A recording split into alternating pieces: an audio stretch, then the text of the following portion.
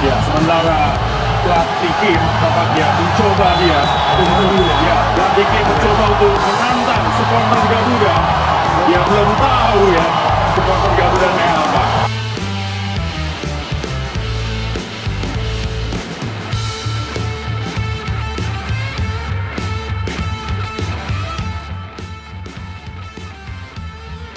Jakarta 29 Juli 2025. Final Piala AFF U23 2025 antara Timnas Indonesia melawan Vietnam yang digelar di Stadion Utama Gelora Bung Karno, Jakarta pada Rabu malam menjadi pertandingan yang paling banyak menuai kontroversi dalam sejarah turnamen kawasan Asia Tenggara.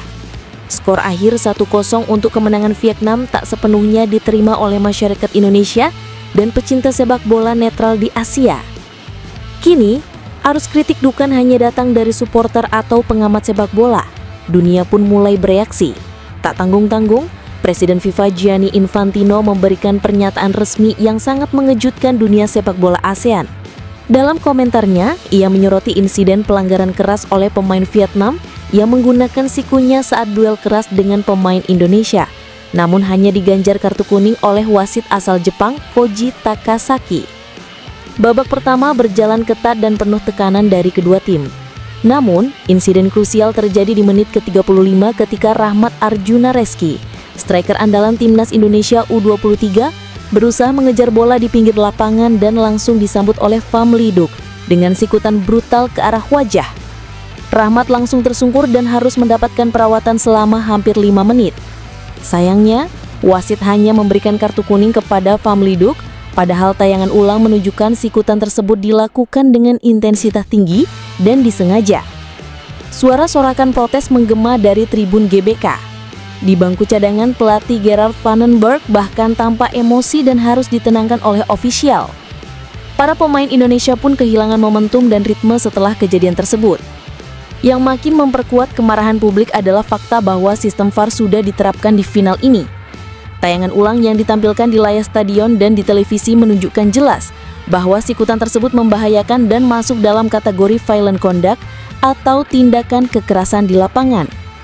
Namun wasit Koji tidak meninjau monitor VAR sama sekali dan tetap pada keputusannya. Ketika ditanya usai pertandingan, ia hanya berkata singkat, "Saya sudah melihat cukup di lapangan."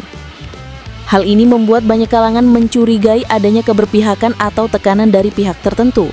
Bahkan pagar hashtag Justice for Indonesia dan hashtag Bang Koji sempat menjadi trending topik dunia di media sosial. Di tengah kekacauan opini dan protes yang meluas, FIFA pun akhirnya angkat bicara. Dalam konferensi pers di markas besar FIFA di Zurich, Gianni Infantino menyampaikan kekecewaannya. "Saya sudah melihat tayangan ulang insiden di laga final AFF U23 antara Indonesia dan Vietnam.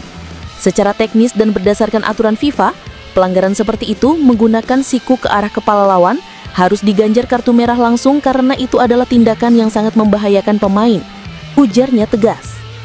Lebih lanjut, ia menyebutkan bahwa FIFA akan membuka penyelidikan terhadap perangkat pertandingan, termasuk wasit utama, VAR, dan asisten wasit. "Kita tidak bisa membiarkan turnamen internasional meskipun tingkat regional ternodai oleh keputusan wasit yang keliru atau bahkan disengaja. Kepercayaan publik terhadap sepak bola harus kita jaga," imbuhnya. Setelah pernyataan dari Presiden FIFA, berbagai tokoh olahraga Indonesia langsung menyambut positif. Erick Thohir, Ketua Umum PSSI, menyampaikan, "Kami sangat menghargai sikap FIFA.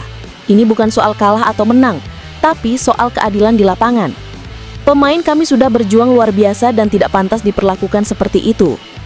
Sementara itu, mantan pemain Timnas Indonesia Bambang Pamungkas menulis di akun X atau Twitter, "Kita kalah bukan karena kualitas, kita kalah karena sistem yang belum bersih.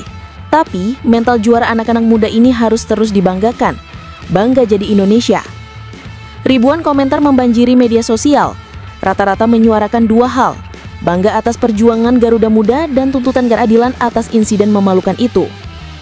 Sementara Indonesia banjir dukungan dan simpati, kubu Vietnam justru memilih untuk bungkam. Federasi Sepak Bola Vietnam, VFF, belum memberikan tanggapan resmi terkait pelanggaran Van Ten. Pelatih Kim Sang-sik juga tak hadir dalam konferensi pers usai laga. Sikap ini justru memicu spekulasi. Di satu sisi, AFC atau Konfederasi Sepak Bola Asia mulai mendapat tekanan dari berbagai federasi anggota untuk mengevaluasi sistem wasit dan penggunaan teknologi VAR di turnamen-turnamen regional. Saatnya ASEAN berbenah. Insiden di final AFF U23 2025 ini harus menjadi momentum evaluasi besar-besaran. Ketika dunia sudah melangkah ke era sepak bola modern yang menjunjung transparansi dan integritas, beberapa wilayah masih tertinggal dalam hal itu. Pernyataan Presiden FIFA adalah alarm keras bagi AFF dan AFC, bahwa sepak bola tak bisa dikelola hanya demi politik regional atau kepentingan lokal. Indonesia boleh kalah dalam skor, tapi kemenangan moral ada di tangan Garuda Muda. Dalam kondisi tertekan, mereka tetap menjunjung sportivitas, tidak membalas kasar, dan terus berjuang sampai peluit akhir berbunyi. Dengan adanya penyelidikan resmi dari FIFA, kita berharap masa depan sepak bola ASEAN akan lebih bersih, adil, dan berkelas dunia. Harapan baru dari kekecewaan. Meski luka dan kekecewaan masih terasa, publik Indonesia tetap menyuarakan kebanggaan. Anak-anak muda yang berlaga malam itu telah menunjukkan bahwa mental juara bukan hanya soal trofi, tapi bagaimana mereka berdiri tegar meski dijatuhkan oleh ketidakadilan. Garuda boleh terluka, tapi tidak pernah mati, tulis seorang netizen yang viral di platform X. Semoga ini menjadi awal dari perubahan besar, sebab sepak bola adalah milik semua, bukan hanya milik yang punya kuasa. Dan keadilan, meski datang terlambat, tetap layak diperjuangkan.